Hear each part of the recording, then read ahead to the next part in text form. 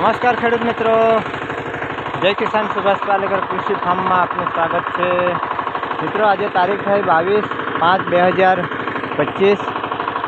આમ તો મે મહિનો એટલે ખેતીની બધી તૈયારી કરવાની હોય। ખરપતવાર જો શેરડીમાં આવું નાનું નાનું નીકળેલું હોય તો એને ખેડી અને પારા ચડાવવાનો ચોમાસા પહેલાંની પૂર્વ તૈયારી કરવાની હોય છે। પરંતુ હાલમાં કમોસમી વરસાદ પડી રહ્યો છે। ગઈકાલે સાંજે પણ ઘણો વરસાદ પડેલો, તો આ થોડી વરાપ આવી છે એટલે હું અહીં મારા પાવર ટીલર દ્વારા પારા ચડાવવાનું કામ કરી રહ્યો છું। જો આવી રીતે આપણું પારા ચડાવવાનું કામ ચાલી રહ્યું છે, જેથી કરી નિંદામણ તો દૂર થાય પણ સાથે શેરડીના થડમાં માટીનું પુરાણ થાય, જેથી કરીને ચોમાસા દરમિયાન એ આપણે ટકાઉ શક્તિ વધે છે એની।